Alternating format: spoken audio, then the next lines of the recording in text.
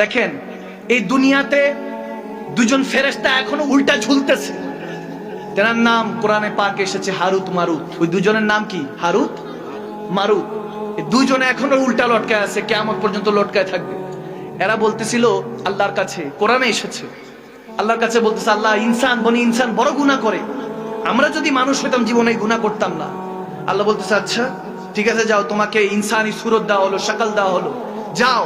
তারা বলতেছে আল্লাহ দেখেন আমরা কখনো গুনাহ করব না। বলে ঠিক আছে গুনাহ করো না, কিন্তু তিনটা জিনিস বললাম, এই তিনটার মধ্যে লিপ্ত হলে তোমাকে আর কেউ বাঁচাতে পারবে না, তখন তওবার রাস্তা খোলা থাকবে না। তো কোরআনে পাক এরকম এসেছে, আমি খুব সংক্ষেপে বলতেছি। হারুত মারুতকে যখন দুনিয়াতে পাঠানো হলো, আল্লাহ তাবারক ওয়া তাআলা তিনটা শর্ত দিল, জেনা করবা না, মানুষকে অন্যায়ভাবে হত্যা করবা না, এবং শরাব পান করবা না। এই তিনটা থেকে নিজেকে হেফাজত করবা, তাহলে তুমি হেফাজতে থাকবা। দেখেন এই জিনিসগুলি কিন্তু আমাদের জন্য মেসেজ, কোরআন থেকে মেসেজ, যাতে আমরা গুনাহ থেকে নিজেকে হেফাজত করতে পারি। এই মেসেজ তিনটা আজকে নিয়ে যান, আপনাদের জন্য আজকে তিনটা মেসেজই যায় না। বেশি কোরআন শোনার আলোচনা করলে আপনাদের মাথার মধ্যে থাকবে না।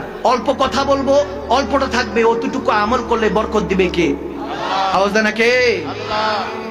তারা আসলেন, এক নারীকে দেখলেন, আসক্ত হলেন, নাউজুবিল্লাহ। হারুত মারুত দেখেন, লোভে পাপ, পাপে মৃত্যু।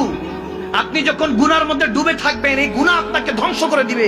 জেনার দিকে যখন লিপ্ত হলো, নারীর আসক্ত হয়ে গেল, হারুত মারুত নারীর দিকে গেল, বলতেছে আমাকে পেতে হলে শরাব পান করতে হবে। শরাব পান করার বলতেছে না, শরাব পান করবো না। এখন তাদের মধ্যে এখন কাজ করতেছে না, নিজেকে হেফাজত করতে হবে, হেফাজত করতে হবে, এরকম আসছে। সংক্ষেপে বলছি, ওই নারীর হাজবেন্ড ছিল, স্বামী ছিল, বলছে তাকে হত্যা করো, এরপর আমার সাথে খারাপ কাজ করো, নাউজুবিল্লাহ। যখন এই কথা বলতেছে, বলে না আমরা এগুলো করবো না, আল্লাহ নিষেধ করেছে। বলে ঠিক আছে কিছু করতে